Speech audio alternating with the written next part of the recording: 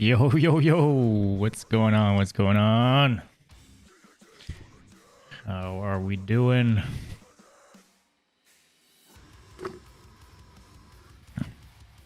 Bit disorganized again today, but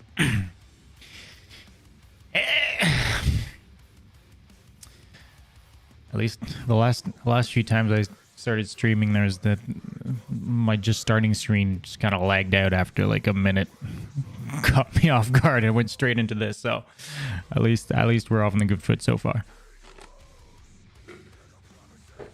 Ah.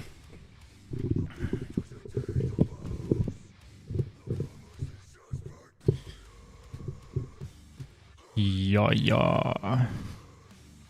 It's saying I'm dropping a bit of frames.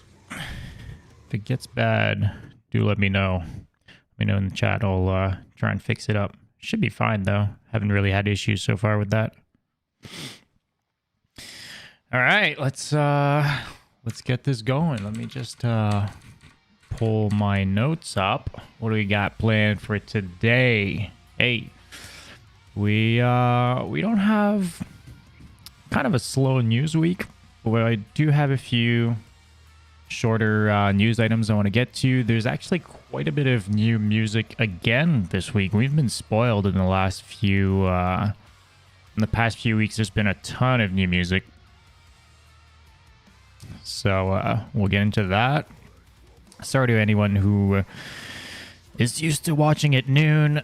I was out a little late last night. It was my my job's Christmas party, so we didn't party till super late. But we live out in the suburbs, so we had to drive back afterwards and then walk the dog, and then same thing this morning. So last night I quickly realized that noon was fairly unrealistic for me to start streaming this morning, but here we are, still here. Been doing these at noon, but I'm not really sure what time to do these. If you're here live, I'm curious what your take on what a good time for streaming on a Saturday would be.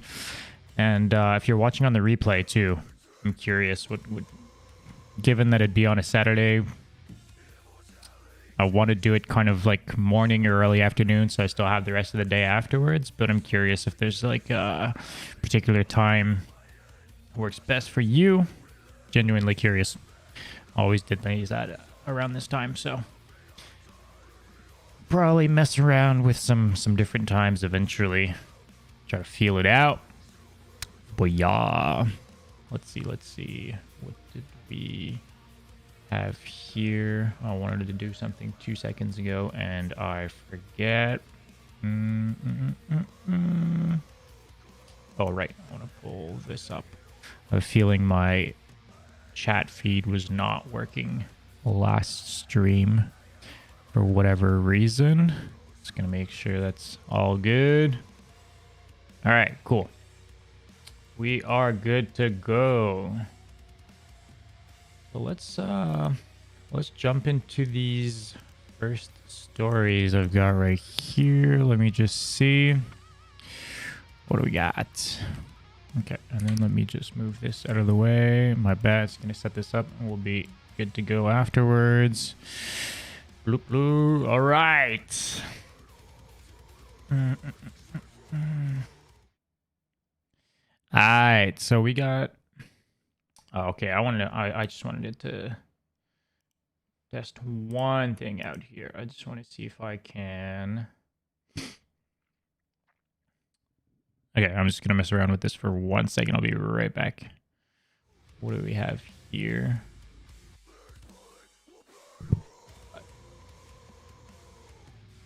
Our music.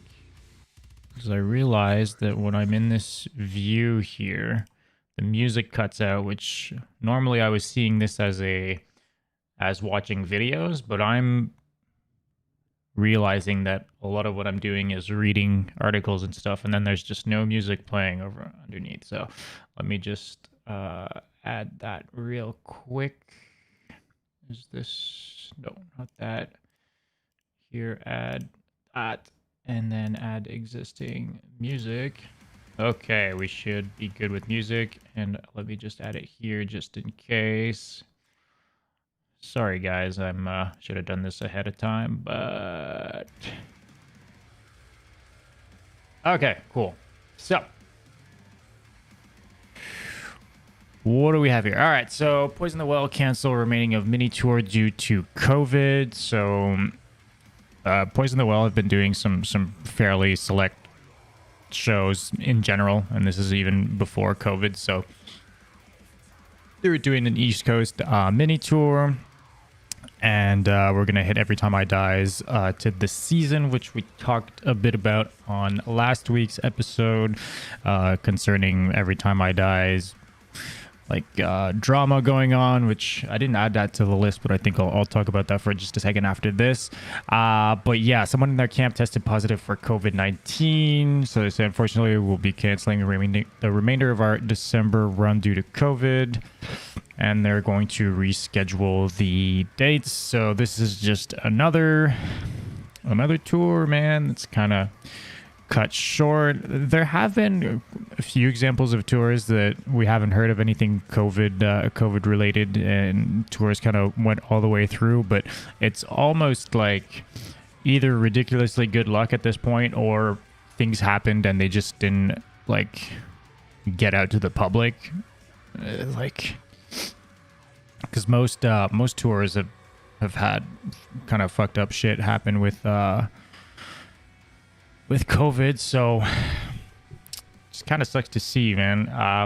What I wanted to get into for the next one is kind of related here. We've got Shadow of Intent that postponed their European tour to 2023. Now, this for same reasons, obviously, but this is particular because this started off as a tour branded around their last album, and this is the third reschedule I think that they're doing for it. I think all of the bands on the tour have stuck around, so it hasn't really done anything in terms of lineup changes, if I'm not mistaken. But now it's the now it's the tour. Is this bigger here? No, okay. Now it's the Elegy European Tour 2023, as opposed to it was the Melancholy Tour. So they kind of assume the fact that they're going to be onto the next album whenever this tour happens. And I just wanted to read something through here because I found it interesting. I didn't really realize that it was to this point. So yeah, as you no doubt have noticed, many upcoming winter tours are being canceled and pushed back. All right, because this was originally, I think, in February of next year, which is pretty much like fairly soon. As it stands, no band from North America has successfully been able to pull off a European tour due to the ongoing pandemic situation. We will not be able to make the 2022 Melancholy Europe tour happen due to these circumstances. So I wasn't aware that like, I guess it makes sense now that I think about it, but I didn't realize that no band from North America had been able to do a European tour. I'm not. I mean, there are tours going on in Europe, so I don't know, like, if bands from out, like, is it a North American band thing, or is like, that's where it's got me kind of confused. But thinking about it, not many bands have tried going overseas for the past year and a half plus, so this is just them being like, yeah, we don't want to take any chances, I guess, because there are like a lot of costs involved in they're not bringing all their shit over, so everything is rented. They gotta rent transportation, they've got to rent gear. Merch is a delicate situation. You've got to get it printed there. You're not like bringing it over with you by plane. So all these things, if for whatever reason a tour doesn't end up happening, which is what happened when COVID hit, right? Like, a bunch of tours were just starting or in the middle of a tour, and then everything just kind of stopped and everyone had to go back home. Those are huge, like, money losses, insane losses, because all these things still have to be paid out, and all these things would have been paid out had the paycheck came in from actually playing these shows and selling merch and getting their guarantees and all this stuff, and it's just not happening. So I guess at this point, Shadow of Intent was just like, hey, we're not willing to take that chance. It's kind of like, at this point, probably maybe just like a toss up, right? 50-50 chance of like, maybe this will go down well, maybe it won't. and it looked more and more so like it wouldn't. So they're not going to try. But the fact that it's postponed to 2023 is what I found to be also pretty interesting, in the sense that January 2023, that's a year from now. So bands aren't willing to take the chance at a rescheduling anywhere closer than next year. This is crazy because last year we were in the same situation. I remember last year around this time, December-ish, November, December, bands pulling out of 2021 tours and rescheduling to 2022. And I thought that was, I mean, we were still like really in the thick of COVID, so it made more sense. Well, it made a lot of sense. But then to see the same thing again, to backtrack another year and a few months for more tours, it's just, that's insane, man. Shows have started back up where I live here. There's been some tours that have been announced that have Canadian dates, which is, it's all new. It's all early mid next year. But I just can't wait for everything to be back to normal, man. It just sucks for these bands. And like, who knows? Like, to me, it's crazy because like you take a band like, well, any of these bands, right? So, but let's take Shadow of Intent for example. Like, the last time, tour pre-COVID is, that's 2 years ago, and this Euro tour is going to be like 3 years after the fact. Dude, 3 years can make or break a band. Shadow of Intent could be the biggest band in deathcore all of a sudden, or they could be completely fallen off and like no one cares about them anymore. So it's crazy to me that like there's such a big gap with no shows, nothing to kind of show for or kind of reap whatever hype you have. Like, maintaining hype is a hard thing. For like 3 years of not touring is usually where the easy like marketing happens, right? You're on show flyers and Facebook events and like plastered across cities and directly infiltrating like like the metal crowd, right? With being on news sites and people talking about it, and then seeing you live, being exposed to people that didn't know about you before. Like, that's the best kind of marketing for bands.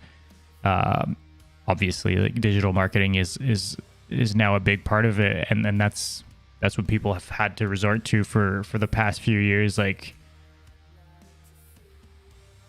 there's just nothing else. You can't do shit without like social media right now.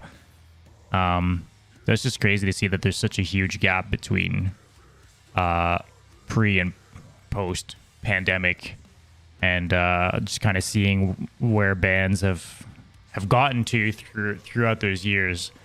And certainly some bands are just not as like good with like online marketing and stuff, and they're just falling on the wayside. Like, people are forgetting about these bands because there's nothing else for the bands to do. Bands that solely relied on just playing, like grinding it out and playing a lot of shows and tours, it sucks, man. But yeah, so that's some more COVID news for you. Let's see, what do we have? You got the drummer that was playing for Whitechapel. He quit the band, and it was kind of like a weird statement slash post, and then it came up like a few weeks back, a few months ago, that it was like Whitechapel has officially made Alex Rudinger their new drummer. Over the past decade, Rudinger has played drums for Faceless, Threat Signal, and Intronaut, among others. And he performed on the latest album for Whitechapel. And they kind of like put up this post, but now that he's quitting, there's this quote in here about him not actually being like officially a part of the band, which is just like the weirdest thing. The whole post is a bit weird, so I'm going to go through this because I found it I found it interesting. Let me just open this up here. Okay, cool.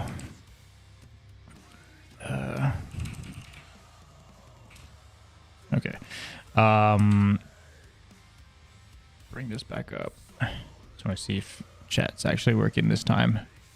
Okay. So yeah, mere weeks after being named an official member of Whitechapel, drummer Alex Rudinger says he quit the group because a number of things didn't seem right, both professionally and personally. With Whitechapel set to return to the stage this month, Rudinger has issued the following statement explaining his departure. So Whitechapel's first show since COVID began is right around the corner. Since I won't be there, it's probably time to make this known. A while back, I resigned from Whitechapel. Now, he says a while back, so this does seem to stem for a while. Obviously, Whitechapel's new album, Kin, just came out a few weeks ago. So I'm assuming...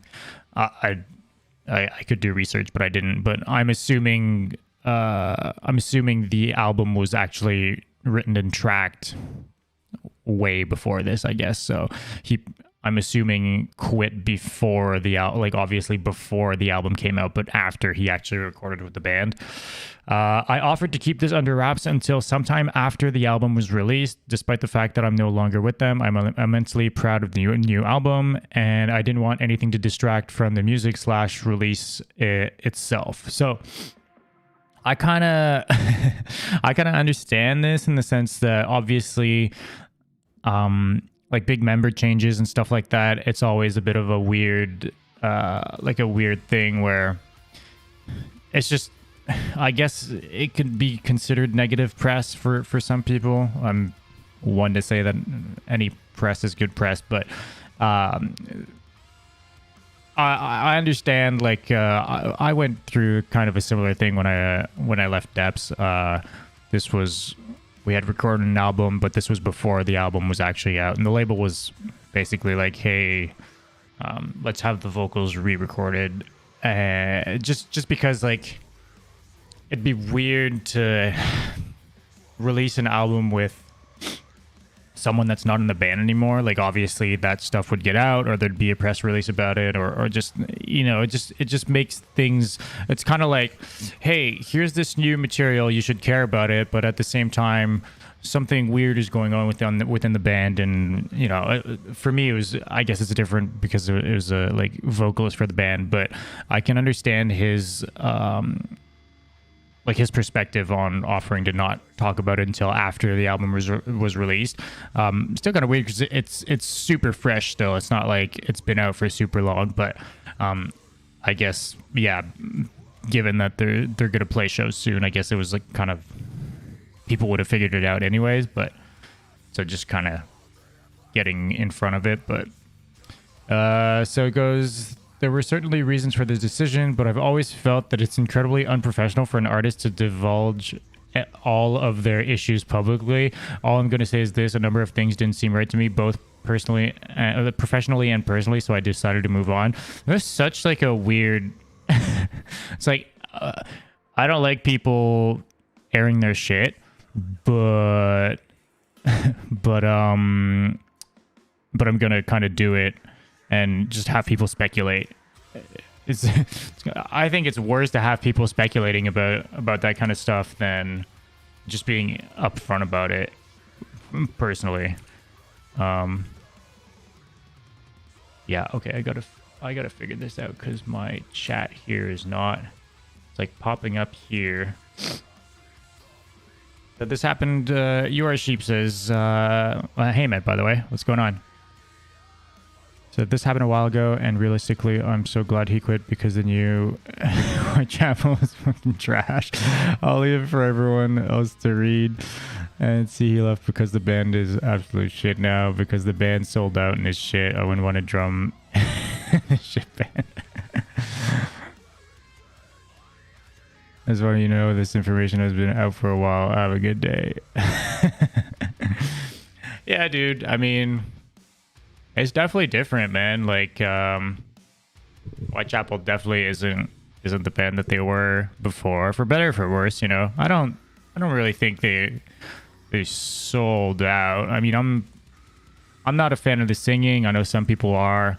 In terms of what like the songwriting is, I mean, it is what it is. It's whatever to me.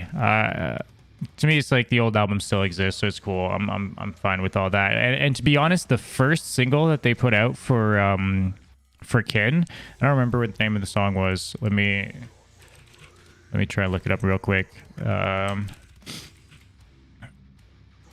Fuck. What was the name? No, not this one. It was like this music. Was that Lost Boy? Yeah, I think it was this one. Yeah, Lost Boy. Dude, this song fucking rips. It was like different. Like it was almost like a bit genty and like had these like or like ambient like parts to it, which normally I wouldn't necessarily be a fan of in like metal and stuff. But this song fucking slapped. It was really good. And I didn't like personally didn't really enjoy the latest album before that all that much. But then this came out and this really gave me hope. This was the first single that they put out for the album. And then afterwards they went back with Blood Soaked Symphony and these other songs. I was like, yeah, okay. So they're back to... A lot of bands have been doing this. I've been noticing this. We'll get into this with like Enterprise Earth 2 and stuff like that. Bands putting out like a really kind of really different single as like the first single that they put out.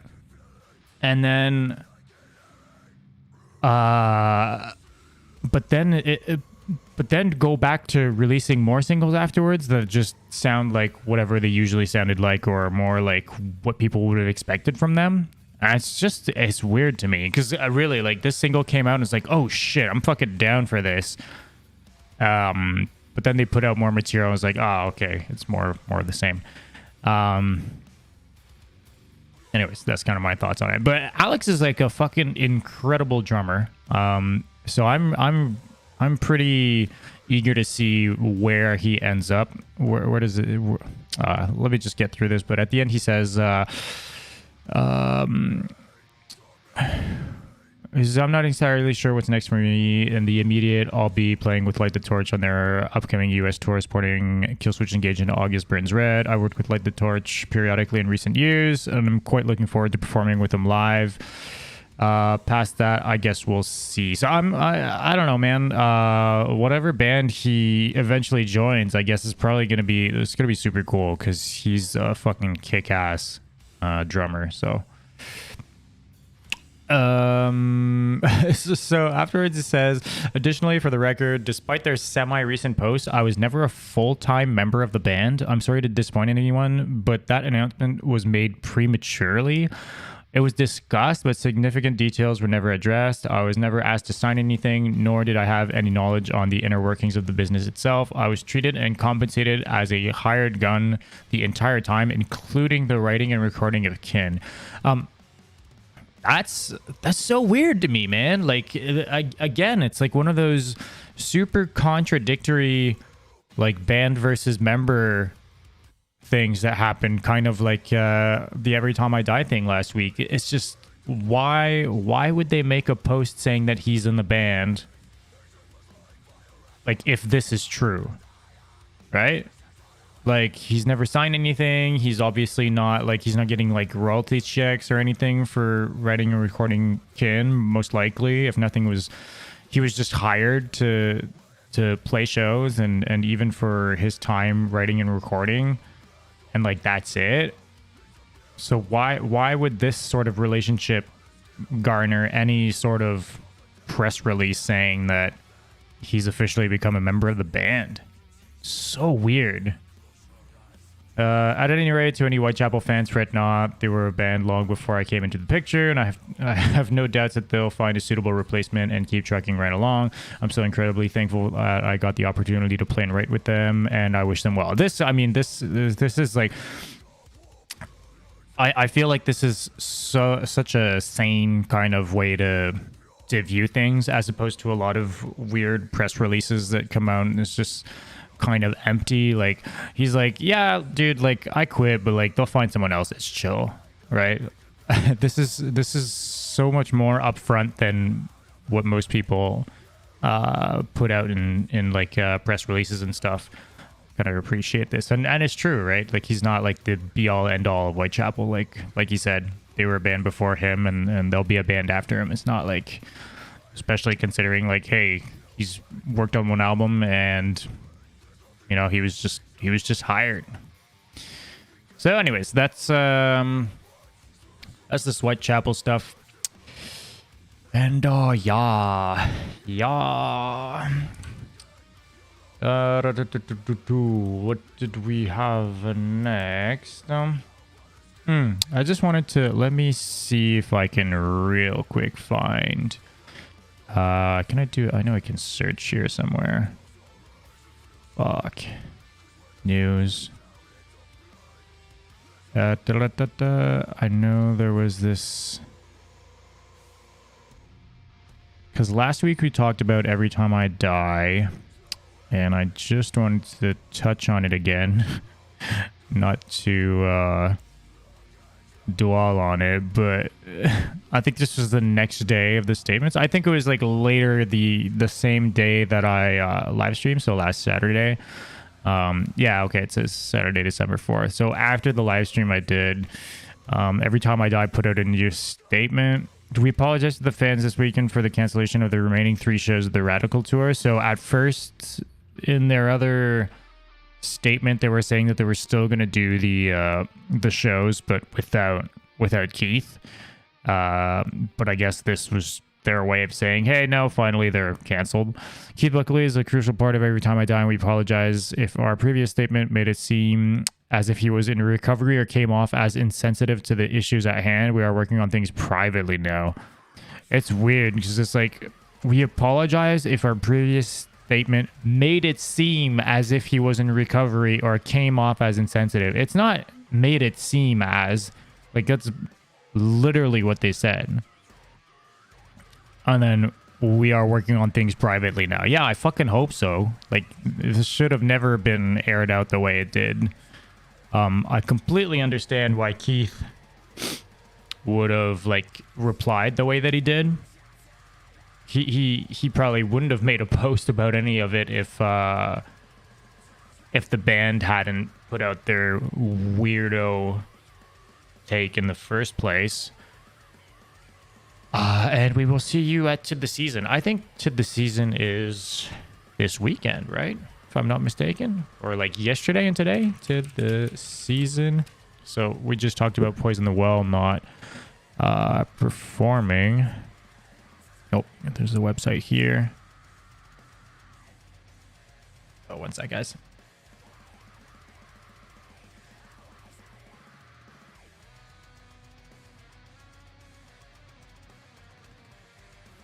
So I guess I didn't look into this, but yeah, this would have been yesterday and today.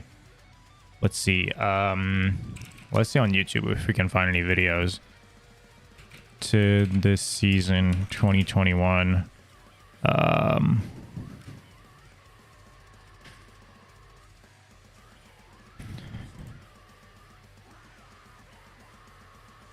Okay, so we've got... Yeah, and that's Keith, right? So they're all performing together. Dude, this is so fucking weird, man.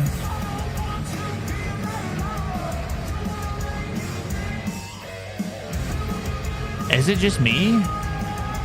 That whole feud, that whole weird dramatic thing about Keith's brother telling other people they wanted to have him replaced and then making a post about it being like him missing out on shows because of his mental health, but him saying his mental health hasn't been better in years, and that what the fuck, dude? And how do these people just kind of get back on the stage together and act as though nothing happened? It's so weird, man. I'm so confused right now. I was fully expecting Every Time I Die to to not do these shows, but it's like their thing, right? Like it's their organization, like their, so I get it, but Jesus. So I guess the shows happen. Poison the Well again, not on yesterday's date. But I'm sure all these bands were looking at the drama going on and being like, what the fuck is gonna happen on December 10th and 11th? Is this thing even still happening? But yeah, it is what it is. So that's that. What speaking of like tours and flyers and stuff like that, let's pull up the I don't think that many tours were announced this week. Let me pull this up here. Or anything that caught my eye specifically, I guess. Let's see, is this showing up all right? Yeah, okay. So we've got this mini tour thing going on. This is the weirdest flyer ever, but Vane is super cool. Koyo I've been seeing on a few flyers. I need to check them out because I'm assuming they're in the same kind of style. I have no clue. I've never heard about them. But Living Weapon I talked about on a recent video that I did for this mathcore video. Living Weapon is really fucking good. But this is the weirdest flyer ever. So that's that. The same day, like right after this was announced as going to 2023, and like the band being like, nope, no North American band has been able to pull off a European tour. This flyer shows up, and this is like February of 2022 with an American band here. So, and like, I don't know if Filth has like anything else planned around this, but this is like 10, this is just 10 dates. Dude, that's such an expensive trek to do, to go from North America to Europe to do just 10 shows in February. Like it's not festival season or anything like that. So I'm kind of confused at this whole thing altogether, unless Filth has some touring that isn't announced or that I just don't know of in Europe as well. But this just financially looks like on top of this being February 2022 and things in Europe the way they are, it's kind of weird to me. Eskimo Cowboy and Attack. See, they announced this tour, but this is this is October, November of 2022 in the US. So them obviously being from overseas. Well, this is a cool this is a really cool lineup. It's weird to see. I mean, it's a co-headliner. I don't know. Maybe there's a version of this flyer from Attack that has Attack like kind of flipped first and then Eskimo Cowboy afterwards. It happens a lot on like co-headliner tours, but this is a really cool example of like old school fucking legacy band, but still doing music, but like definitely like a legacy band in a specific style, and then the new age version of that style in Eskimo Cowboy teaming up together for a tour. I find this super cool.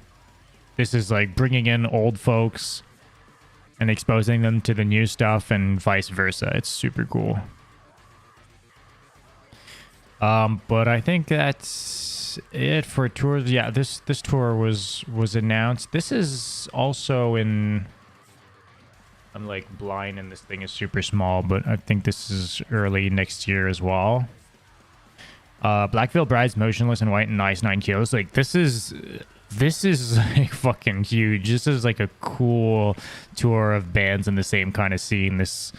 We've been seeing way more tours that are super multi-genre, like kind of diverse tours and stuff. I think, which for obvious reasons make a lot of sense. But seeing like big hitting big bands in all just one genre teaming together to do just like one big tour.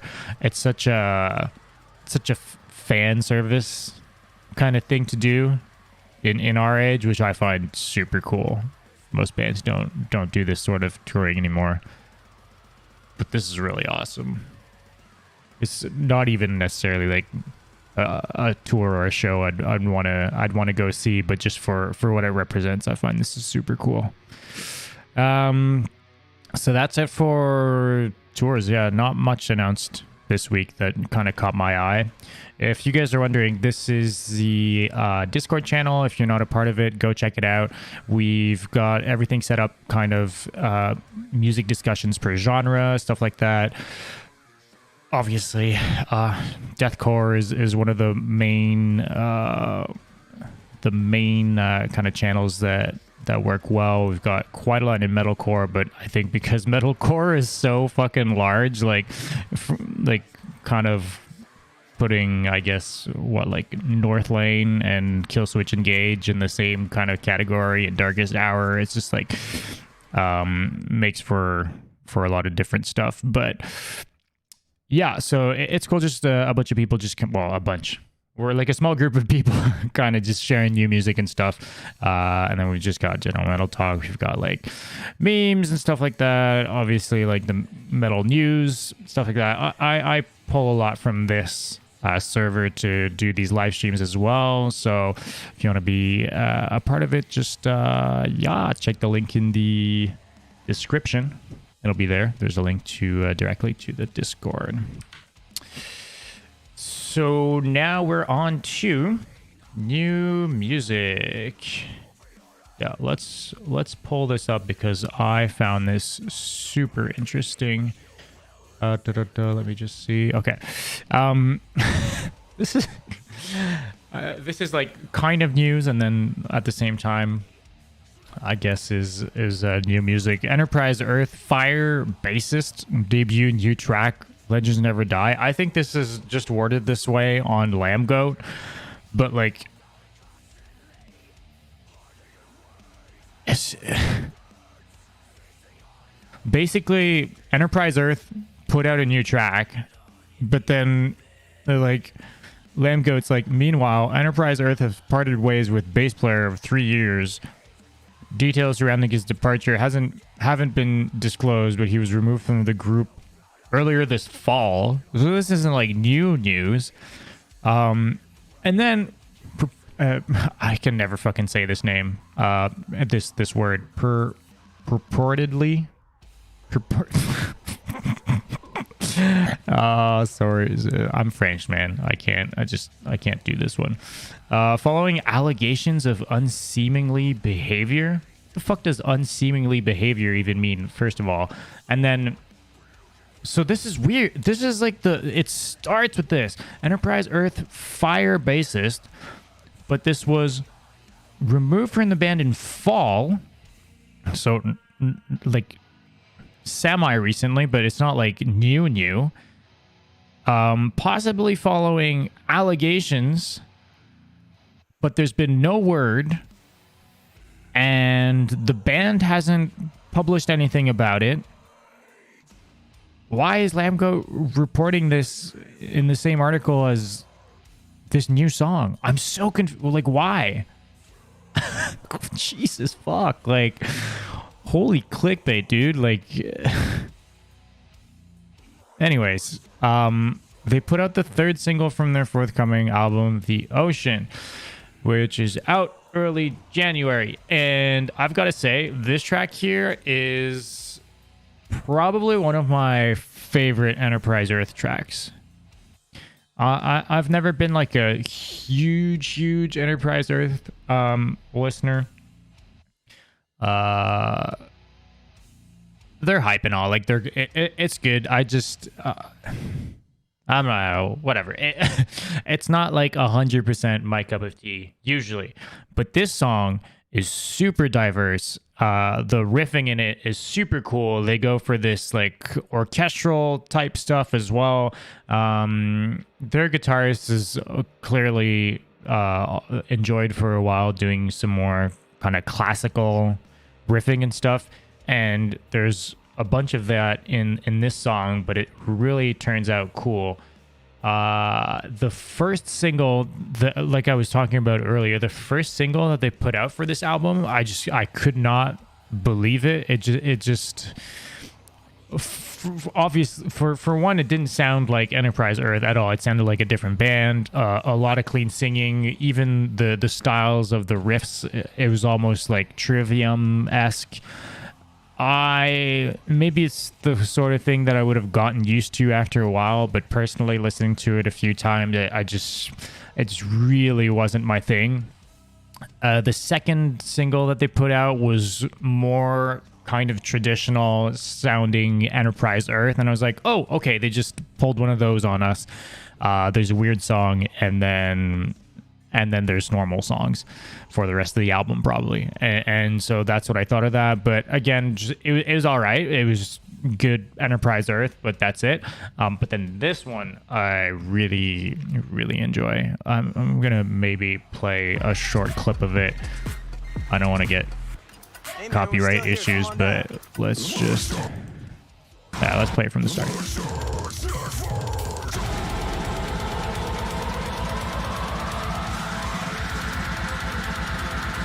See, with like orchestral stuff in the back and stuff.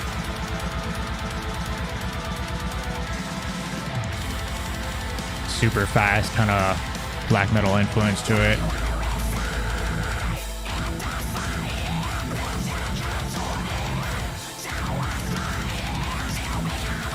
So what I'll say about it is I've always found Enterprise Earth to have this very kind of bassy, super down-tuned guitar sound with the super low gutturals. It was always very like bass heavy. It was very kind of in your face in that way. And this goes all the way back to their early stuff up until their latest album.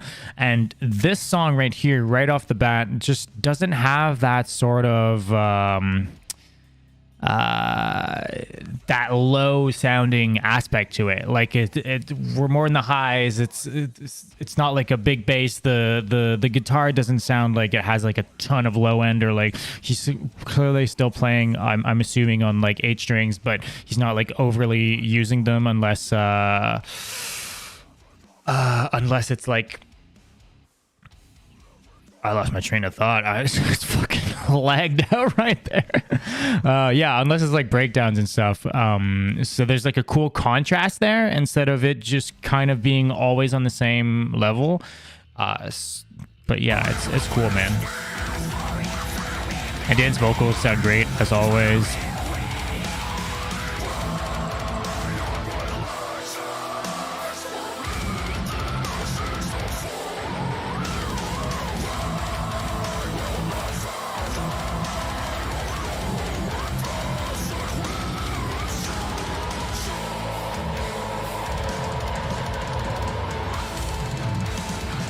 Yeah, dude, this it sounds more like just classic technical deathcore kind of sound. It just I don't know, man. There's just something about it. I really this is by far my favorite Enterprise Earth song. It's on one side a bit weird because it's like they're losing that signature kind of bottom heavy sound that I was talking about, which I think was definitely the signature of Enterprise Earth, which made it all the more confusing when they put out that first single with the clean singing and like Trivium style riffs. But this it's not that, but if they can stick to this kind of thing, I'm all about it. This is like 100% more in like my kind of wheelhouse in terms of what I like, just like more fast, technical, the contrast between just like solid, like good kind of deathcore, death metal riffing and like solid breakdowns. Yeah, this is doing it for me. Crippled Fingers. Yo, speaking of new music, this Thursday we've released a new video single for fans of Hatebreed or Malevolence. You can check it out on our channel if interested.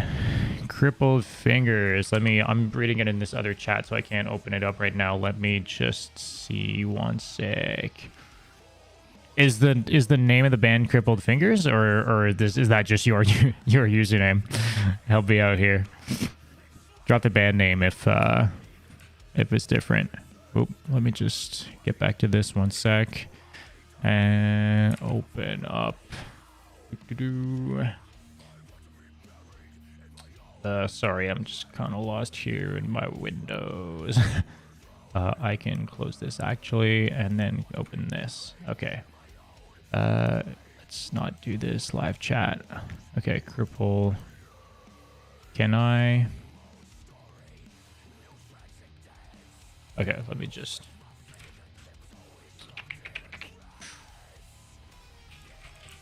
Oh, wait, I saw the notification came in that you subscribed, so I guess I can see there. Oh, okay, so that's the name of the band. Crippled Fingers, be a single, Bigger Than God. All right, man, I'll check it out. Music I can listen to on the channel that's not gonna DMCA me. I can vibe with that. Okay, we got this up here. Let me just, I've got the music in the background, one sec. There we go.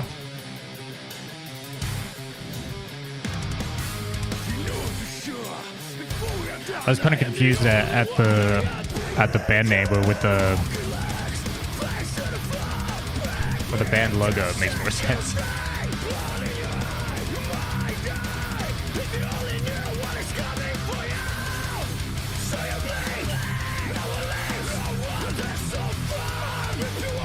Yeah, I can see the Hatebreed and Malevolence.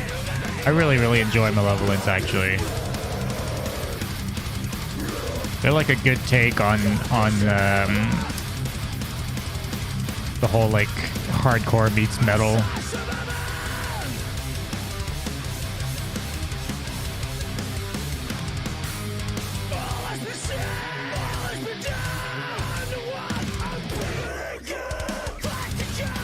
I like this. This is pretty fast too.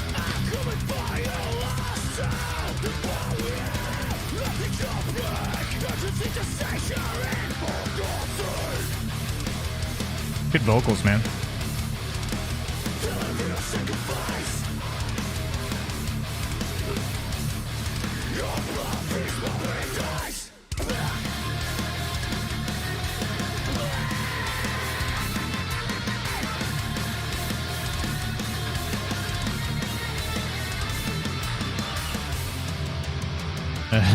What's that? Yeah, was that a every time I die tattoo on his neck?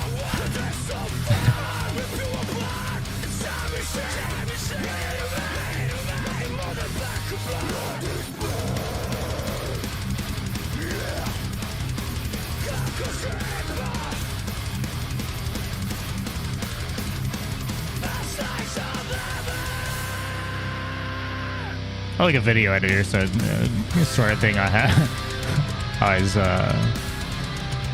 think about when watching music videos. I really like the color grading on this.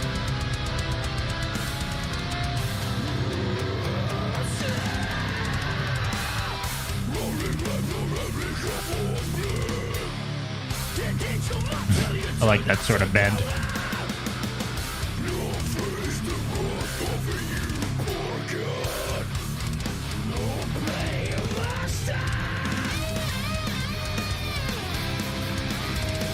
All right.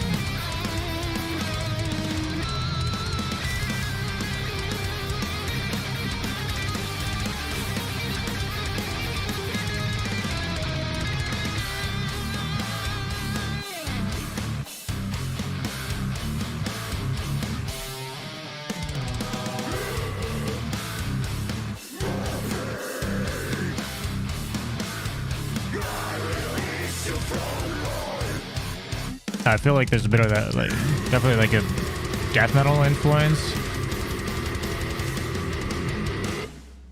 So I definitely heard like a lot of the Hatebreed and stuff, but that whole ending part had a lot of like kind of like an old school death metal vibe to it. Cool song, man. Awesome. Yeah, check it out. Crippled Fingers, Bigger Than God. Where are these guys from? Let's see.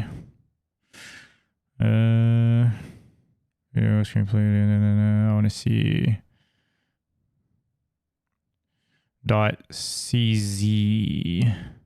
Social. Oh, maybe here. I'm gonna say here. About. From Prague. All right, cool. Yeah, that's solid, man. I like the I like how it sounded, the production quality to the song. It sounded really good. Hell yeah. Oh, the blue. What else do we have new music wise? Thanks a lot for checking us out, man. Yeah, of course, man. Yeah, solid song, dude. Yeah, thanks for sharing. Yo. I'm in Czech Republic. Okay. Yeah, that makes sense. I saw the .cr. I don't know why I didn't catch that. What do we have? What else do we have here? We've got no, let me turn the music back on. Yeah, okay. Bad Omens put out 2 songs.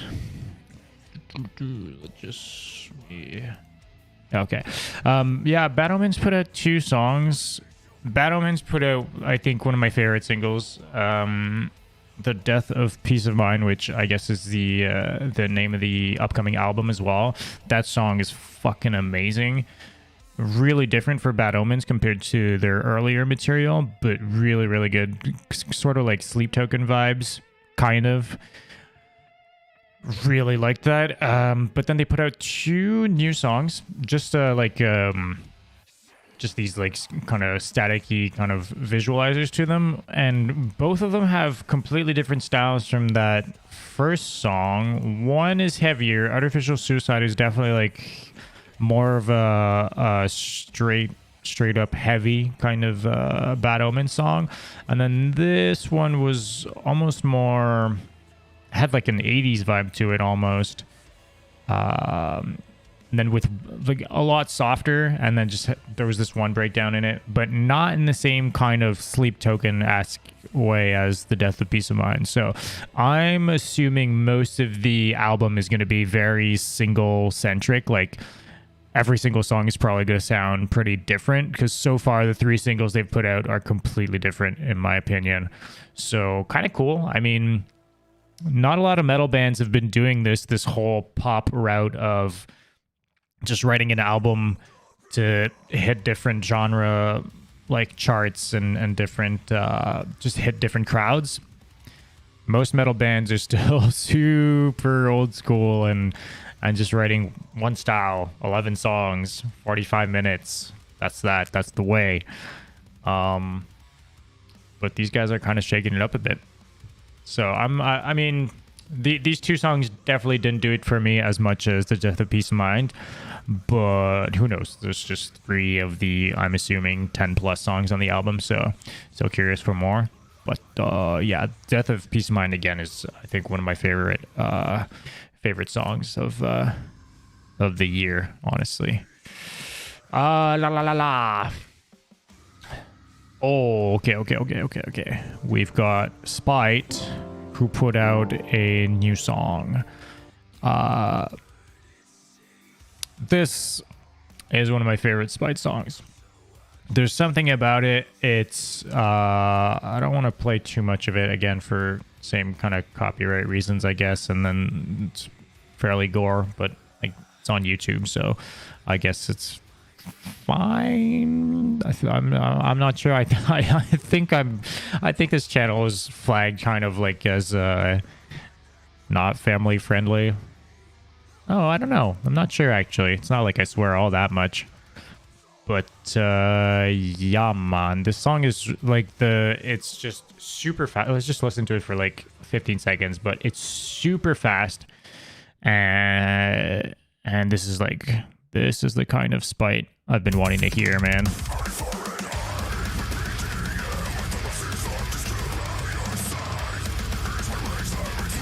Darius's vocals sound great as ever. There's a lot of stuff on this track.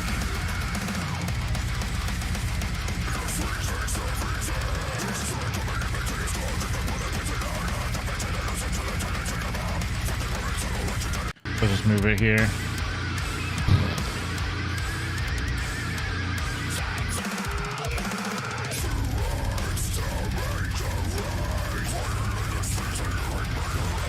Darius going all Spider-Man on us.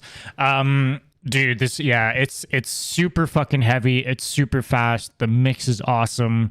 I am super excited to see what comes next. Do they mention anything about, I don't think that, yeah, they don't mention this as an album thing. Spite's new single, Made to Please, is out now. So they're just marketing this as a single, kind of standalone. I don't know if that means that they're gonna release just a bunch of singles without really putting out an album. They just signed to Rise Records a few months ago, and this is the first material they've put out since. So I'm curious to see what they're gonna do next in terms of releases. But this song is a really good fucking start. The mix on the last album wasn't all that great, and I know this is kind of talked about, like I've talked about this with other people, and people generally haven't been like huge fan. Anyone that like knows mixing generally aren't like super fans of the mixes of their two previous albums. I find not the last one, but the one before that, Everything is beautiful. Nothing is beautiful. Yeah, not everything. Nothing is beautiful. Like that white cover. That song really has. That album really has. I find a cool mix. But then you have like other songs come in before or after, and then you kind of hear it not sounding like super beefy. I like the tones of everything, like the tones of the guitars and how the drum sounds and all that. But it's just, I think, missing.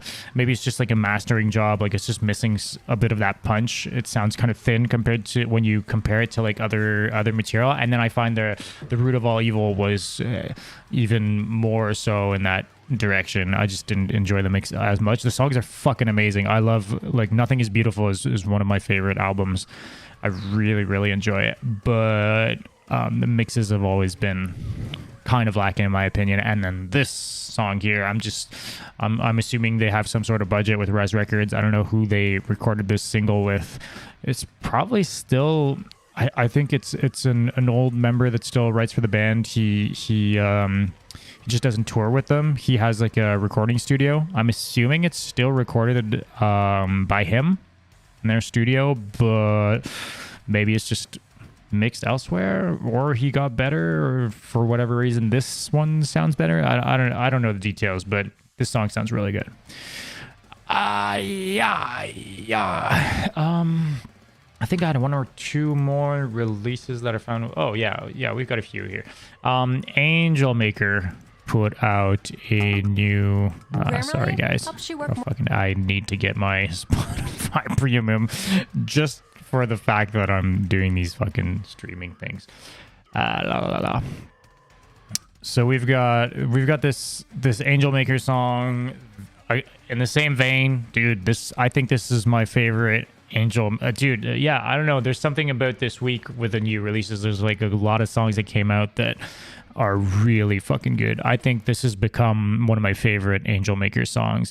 They've been putting out songs in duos. They've been putting out these like EPs where it's kind of, they have this one song with like accompanied with a music video, and then they also on the same day drop another song that has like it's just like a static like image on YouTube, and it's also released on Spotify. I've been seeing a lot of bands putting out material in that way, and to me it's kind of weird because I feel like if I look at the case of Angelmaker, they've been really pushing like this is the fourth set of duos. There's this song called Exit Signs, and I think the other one's called The Wait. They came out at the same time. I feel like they've really pushed those 4 singles, but then the two, like the second song that came with each one of those singles, I feel were like not really talked about either by the band, and just pushed with like nothing more to it. I mean, to be fair, give credit where credit's due. This is the fourth song with a music video for that they put out for 8 songs. So if you look at it in the context of like a full album, it's like most bands don't put out 4 music videos after an entire album cycle for a single album. So this is like 4 singles that they really pushed, and then it's just kind of the rest of the songs are here if you want them kind of thing. But I don't know, it's weird. Who else? The Willow did the same thing. They put out a music video and put out another song as well, like at the same time, but didn't really talk about it. You kind of had to know it existed or stumble upon it when you were looking for the other song on Spotify, and then you realized, oh, hey, there's another song too. I'm assuming there's like a marketing reason why these bands have been doing this, but it's just weird because I'm saying this particularly because the songs that Angelmaker have been putting out, like those second songs, a lot of them have been really good. That's like, I don't know, it's weird. I don't know. I wish they had more eyes on them, man. That's what it comes down to.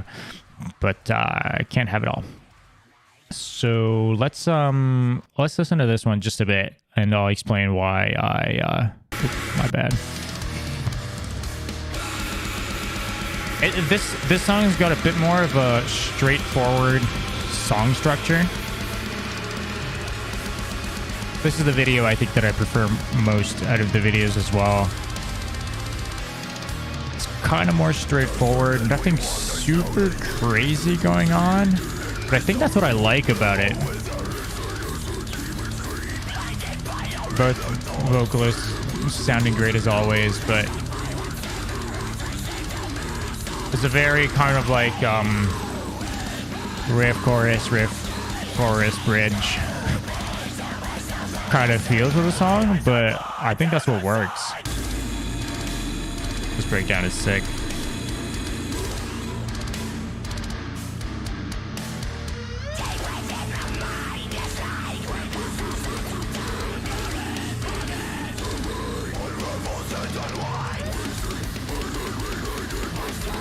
Like, this riff is sick.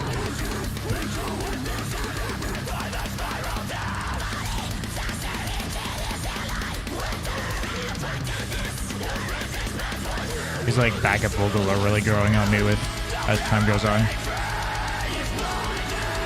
Oh right, and like sort of have some clean singing here. That works super well. Like super layered with screaming anyways. It's not like there's like chorus and then back to that same riff, and then it goes back into the chorus afterwards. It's kind of like a pop structure, but with breakdowns kind of here and there. But yeah, anyways, this is a super cool song. I really enjoy this one. Go check it out. And as I said, if you're on Spotify or if you search it on YouTube, but definitely the easiest way to find it is on Spotify. If you go check for Eclipse, I guess is the name of the 2-song EP, or if you search Exit Signs, you'll find the other song on the like within the album. Cool song as well. And then I'm only gonna talk about these real quick. A house or a laptop? Which one do you think is worth more? Well, definitely not. I gotta sort this out for next week. If anyone's got the answer, my issue, I guess, is the fact that I have multiple like accounts for YouTube. Like I have like a personal kind of personal account that I use for just watching anything. Like I'll watch camera stuff, gaming videos and streams, esports and stuff like that. I watch a lot of that sort of stuff, and I don't want that content to impact like the algorithm and the stuff that I have from the Deathless TV account. So when I go through my subscriptions on Deathless TV, I do for some reason have some sort of crossover, probably because I didn't pay attention sometime to the fact that I wasn't on the right account and started browsing some stuff. But most of it is like music related and like heavy music and deathcore related. So like I like that because I can just use that account and just just use it as like a feed for finding new bands and stuff like that. But so I have like that Deathless thing for that Deathless account for obviously for these videos and these uploads and a live stream and all that, and then I use it as like a source of finding music. But then I have another account for I used to make like videos about like camera gear and stuff like that. That was very short lived, but I use that's my account that I've been using forever. So my entire history since forever ago is on there. And it basically in terms of like my subscription feed, it's just like everything else that's not really metal. So I need to have these two accounts. But when it comes to YouTube Premium, it seems to only be like from what I'm figuring out, I think a YouTube Premium account, if you want to have more than one account, you have to go through like the family plan or some shit like that. So it's like $8 more per month, which I'm not necessarily wanting to pay, unless you have multiple like channels linked to the same like email address.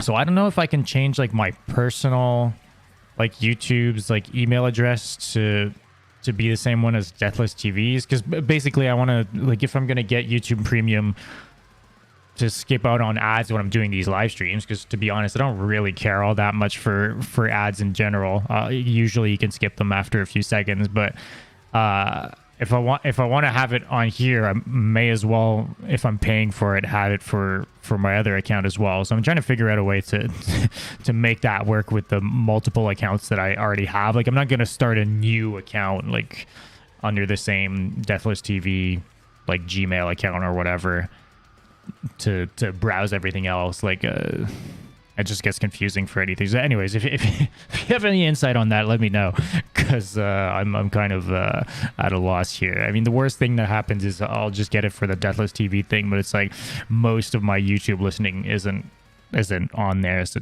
it would literally just be for the streams. Whatever. I'll do what I have to do. But if you do have any insight, let me know, because I'm struggling here. Okay, I'm trying to figure it out. I didn't play any of this, but Under Oath put out a new song. They kind of put out a press release saying it's the closest thing they've released since it's the closest thing that they've released to They're Only Chasing After Safety. And yeah, it's kind of true. They've put out a few singles before this, and most of them were like kind of heavier. And for whatever reason, I couldn't care for them. I don't know if it's just like I have a thing with bands that aren't inherently heavy trying to do heavy music after the fact. Usually it's just, to me, just doesn't sound as heavy as a heavy band would do it, I guess. Obviously exceptions to that rule left and right, but I don't know, just wasn't my cup of tea. The more hardcore metalcore version of Under Oath, excluding the first album, of course. But this sounded reminiscent a lot like like their older stuff.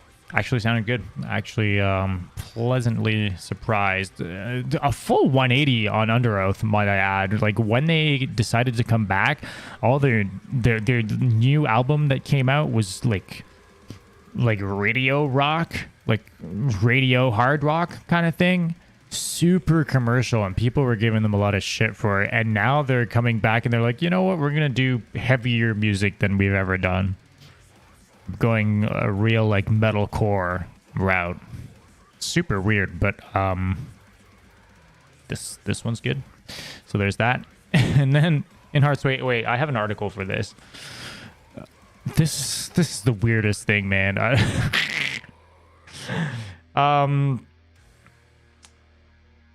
Let me get to this quote here. We set ourselves the challenge to write an entire song about dogs and had so much fun doing it. This is so fucking random. Sticking true to the theme, who better to ask to feature on Dogma than Alpha Wolf? Working with the dudes from Alpha Wolf was an enjoyable process. They take pride in their work and how to have fun. Woof, woof. Jesus Christ, man. I think there's the lyrics in here. Yeah, they really went all in on the dog aspect of it. I'm not really sure what this means. The who better to ask to feature on Dogma than Alpha Wolf? I guess they like made the song collaboratively. I don't think it's a featuring. It's not a featuring of the vocalist. It's really framed as though they worked with the band. So maybe it's multiple band members that do vocals, or like gang vocals, or have different lines, or they just collaboratively like worked on the song, like bouncing like actual like riff ideas and stuff back and forth. And was it with, I think it was, Northlane. They did this with Northlane for an album. Let me just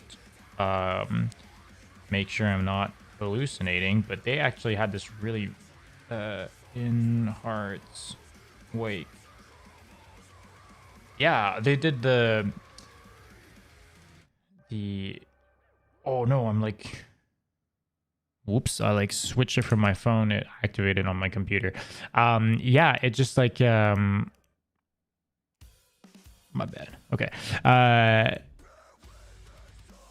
But they really went into the studio. They went to Graphic Nature with Will Putney, the two bands together, and they wrote songs like 10 dudes in the same room, kind of bouncing ideas back and forth. And they had the two vocalists kind of doing their own parts in the songs. Like, that was a super cool idea, which I don't think really happens often. So I'm wondering, especially because this is the, like, In Heart's Wake has already done this with like Northlane. I'm assuming if this is the same kind of thing that happened here, if they collaborated really like fully like on the full song, like instruments and everything, like maybe it's even like Alpha Wolf's drummer that's drumming on the song, or parts of it, or some shit like that. I'd be curious to read more into it.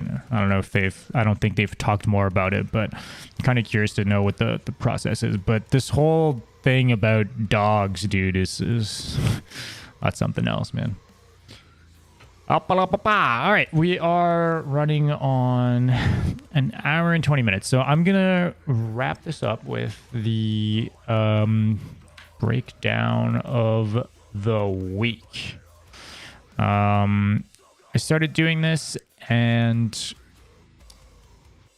I don't want to pull up like crazy breakdowns from 10 years ago. I want to keep it semi-recent. This song isn't actually super like, it's, well, I don't know when it came out, but it didn't come out like this week, did it? No, this came out in March of 2020, and I hadn't heard of the song. I've seen this band live before under their old name. They were called Enochian before.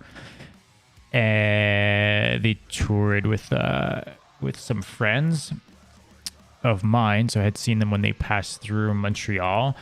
Really cool band live, but they kind of rebranded and sort of shifted their music style. They've been super present on like social media, or like doing a bunch of stuff. I know like a few of the members are doing a bunch of stuff on TikTok, and they've got like their own Enox thing going on there too. And I actually started seeing this song pop up a few times on my feed, from like, whether it be from like other people's reactions, or like the band members doing like skits or live videos on TikTok and stuff like that. So they're definitely a band that's kind of utilizing TikTok in a cool way. And hey, I mean, it worked. To me, like, I already knew of the band, so it was an easy thing for me to gravitate towards, but still, man, exposure is exposure, so it's cool. And then the thing that people were reacting to on TikTok were this breakdown. So if you haven't heard it,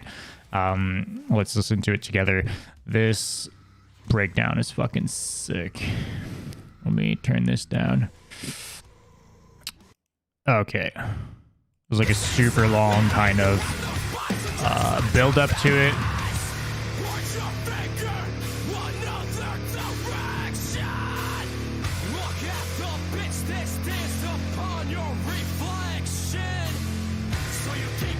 This guy's a fucking great vocalist, man. He's like super diverse.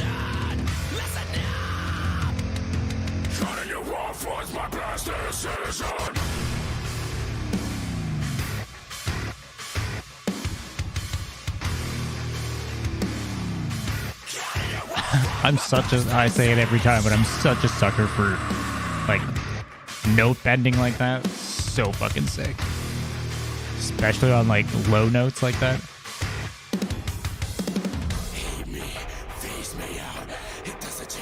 I don't know why I want to listen to it again.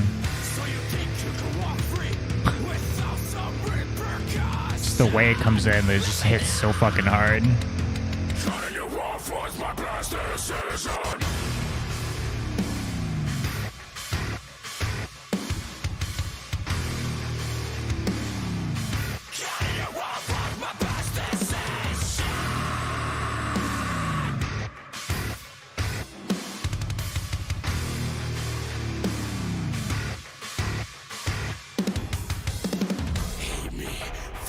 So good, man. Fuck. Yeah. So that's Enox, I guess. Enox. Blame Shift. Go check out the song. The like rest of the song is like it's like a bit of a weird. I'm gonna say weird, but it's a different kind of riffing that we're used to. I don't know if it's more like it's like genty new metal-esque, which I mean not many people are really doing, so good for them for doing something creative. But this breakdown definitely fucking hits hard. So yeah, man, let me just pull this back up here like this. So we're going to end it here, I think. Going on for a little while. Thank you guys so much for watching. If you're here right now, if you're watching on the replay, I appreciate you guys. If you want to talk more about metal, I've got, again, the Discord is linked down below. Again, I'm like I'm so bad at responding to messages and stuff in life, like on Messenger, Instagram, or DMs or anything like that. But I, for some reason, am 24/7 within that Discord server. So if you want to talk, that's where I'll be. And yeah, it's a lot of fun. We've been a bunch of us have been talking about gaming and stuff too. So we've been linking up and playing some Halo and stuff like that recently as well. So it's a good time. Talk about metal and stuff like that. Go check it out. That's all I'm gonna say about it, and I'll see you guys soon. A little bit of house cleaning. Housekeeping. I said on the my last video, on my last live stream, that I was putting out a video on last Monday, and I didn't end up putting it out, so that'll be coming this Monday instead. I was kind of swamped with other stuff and didn't get around to it, but I should have it for this week. So be on the lookout on Monday, new video, and I will be here most likely at noon next Saturday for another live stream. So till then, take care, everyone, and I'll see you guys soon. All right. Peace.